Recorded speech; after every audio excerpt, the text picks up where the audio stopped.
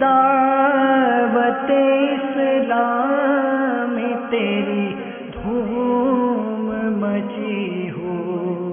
حاضر ہیں الحمدللہ. اسد مدنی نام ہے حضرت کا. اب یہ بتایا جائے کہ یہ جو اسلامی بھائی ہے جس کو الحمدللہ اللہ تعالیٰ نے یہ توفیق دی کہ وہ مدنی چینل پر آ کر حدیث شریف کی خدمت کر رہا ہے, یہ دعوت اسلامی نے اس کو کہاں سے چنا تھا؟ کون سا وہ لمحہ تھا, کون سی وہ گھڑی تھی کہ جب دعوت اسلامی کا کرم جو اس پر برس گیا, اور کس طرح سے برسا, ماحول میں کیسے آئے, بتائیے نا. الحمدللہ ہمارے دعوت اسلامی کے مبلغین جی کو مدنی مرکز کی طرف سے انفرادی کوشش کا ذہن دیا گیا. ہمارے شیخ طریقت امیر اہل سنت نے انفرادی کوشش کے متعلق جو باتیں ارشاد فرمائیں, ان میں سے ایک بات یہ بھی ہے کہ 99% مدنی کام جو ہیں وہ الحمدللہ انفرادی کوشش کی برکت سے ہوتے ہیں. جی ماشاءاللہ. ہر ایک کا ایک اپنا ہی الگ سے واقعہ ہے, ہر ایک کی اپنی ایک کہانی ہے. مجھ پر کسی بھی اپنے مبلغین دعوت اسلامی میں سے کسی نے بھی انفرادی کوشش نہیں کی تھی. کسی نے بھی انفرادی کوشش نہیں کی, تو پھر مطلب ماحول میں آنے کا سبب اب دیکھیں, اب ذرا یہ جو ہے نا یہ اسرار کے پردے پڑتے جا رہے ہیں.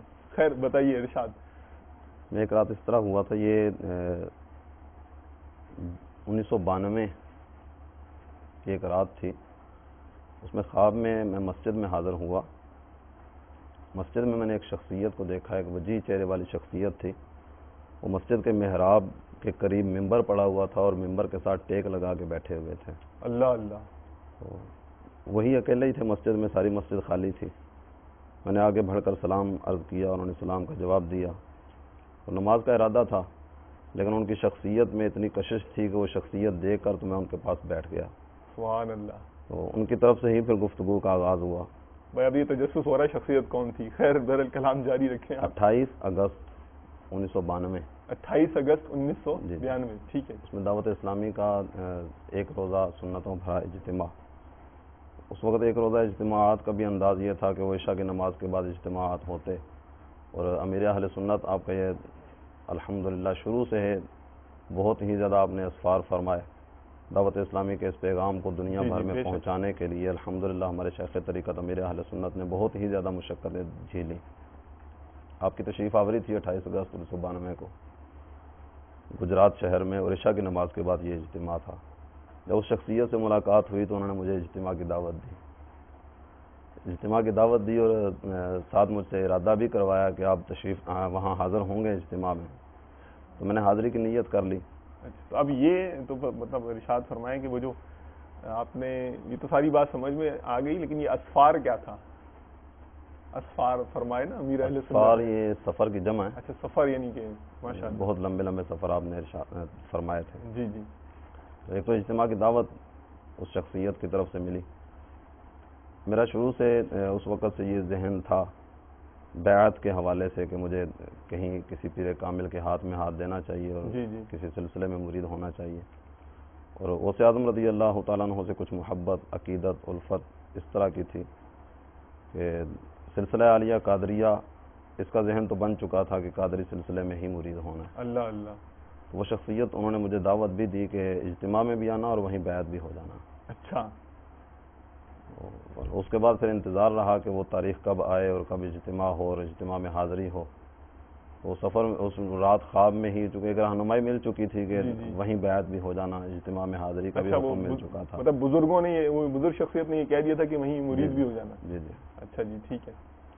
ہمارا قافلہ سرائے عالمگیر وہاں سے روانہ ہوا. اس قافلے میں بھی اسلامی بھائیوں کے ساتھ سوئے گجرات جب اجتماع میں پہنچے تو ہمارا قافلہ کچھ تاخیر ہو گئی تھی سفر کی وجہ سے, اور رش بھی بہت زیادہ تھا. عاشقان رسول کا ہجوم بھی تھا, اور امیر اہل سنت کی شخصیت میں ایک ایسی کشش ہے کہ جہاں بھی آپ تشریف فرما ہوتے ہیں اللہ اللہ آپ کا وہ تشریف فرما ہونا اور مسلمانوں کا, عاشقان رسول کا آپ کی طرف میلان, یہ دیکھ کر چونکہ الحمدللہ امیر اہل سنت زمانے کے ولی ہیں, آپ کا وہ تشریف فرما ہونا اور مسلمانوں کا, عاشقان رسول کا آپ کی طرف میلان, بیان جاری تھا. اجتماع بہت زیادہ تھا. تو امیر اہل سنت کی ایک جھلک دیکھنے کی طلب اور تڑپ بھی تھی، اچھا، اس لیے وہ پیچھے سے کہیں نہ کہیں سے راستے نکالتے نکالتے آگے پہنچ ہی گئے. الحمدللہ. جب منچ کے قریب پہنچا تو اس وقت وہ بڑی حیرانی کہ وہی کیوں؟ شخصیت اچھا، جو خواب میں تشریف لائے تھے اور جنہوں نے اجتماع کی دعوت دی تھی وہی خود بیان فرما رہے ہیں. اللہ اللہ، سبحان اللہ سبحان اللہ.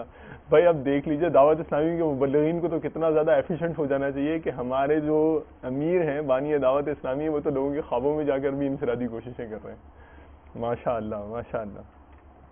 اچھا تو اب یہ آپ نے یہ تو جیسے ماشاء اللہ فرمایا کہ ماحول میں آنے کا ایسا سلسلہ بنا، یہ تو ماحول سے تعارف ہوا اور پھر اس کے بعد جو ہے وہ آپ کا ذہن بنا اور آپ نے ظاہر ہے کہ دعوت اسلامی کی سے وابستہ ہو گئے اور دعوت اسلامی کی ذمہ داری آپ نے کوئی لی ہوگی اور آپ بڑھتے بڑھتے ماشاءاللہ یہاں تک پہنچے. یہ مطلب مدنی بھی ہیں آپ، اس طرف ذہن کیسے مائل ہوا؟ امیر اہل سنت کے بیانات میں علم دین کے متعلق بیانات آپ فرماتے رہتے ہیں. جی جی، فضائل بھی ارشاد فرماتے ہیں. علماء کا مقام، علماء کا مرتبہ یہ بھی بیان کیا جاتا ہے. طالب علم دین اس کی اہمیت کیا ہے اس کا ذکر بھی کیا جاتا ہے. امیر اہل سنت کے بیانات سن سن کے یہ ذہن بنا کہ مجھے جو ہے وہ علم دین حاصل کرنا چاہیے. جامعات المدینہ کا باقاعدہ اس وقت سلسلہ شروع نہیں ہوا تھا، لیکن وہ مدنی ماحول کی برکت سے ایک ذہن بنا ہوا تھا تو میں نے وہ درس نظامی کا آغاز کر دیا. ماشاءاللہ. فارسی کی کچھ کتابیں وغیرہ جو ہیں یہ جامعۃ المدینہ قائم ہونے سے پہلے میں نے پڑھی تھیں. جب وہاں سے فراغت ہوئی تو طبیعت کچھ اچاٹ سی ہو گئی تھی تو ذہن بن نہیں رہا تھا پڑھنے کا، تو میں نے وہ فارسی پڑھنے کے بعد چھوڑ دیا تھا. تقریباً 1 سال کا عرصہ جو ہے وہ اسی طرح فراغت ہی رہی. اس کے بعد یہ جامعۃ المدینہ کا قیام عمل میں آیا. سب سے پہلے یہ باب المدینہ میں جامعۃ المدینہ قائم ہوا. باب المدینہ میں جب جامعۃ المدینہ کا آغاز ہوا تو اس سے کوئی 2-3 ماہ 4 ماہ کے فرق پر مرکز الاولیاء لاہور میں بھی جامعۃ المدینہ کا آغاز ہو گیا. دعوت اسلامی سے محبت بھی تھی، علم دین حاصل کرنے کا شوق بھی دعوت اسلامی کے مدنی ماحول کی برکت سے ملا تھا. اللہ اللہ اللہ. اور جس نے وہ ذوق دیا، جس نے شوق دیا، اب وہی بلا رہے تھے کہ آؤ اور یہاں آ کے ہمارے پاس ہی پڑھ لو. سبحان اللہ. اے دعوت اسلام تیری دھوم مچی ہو.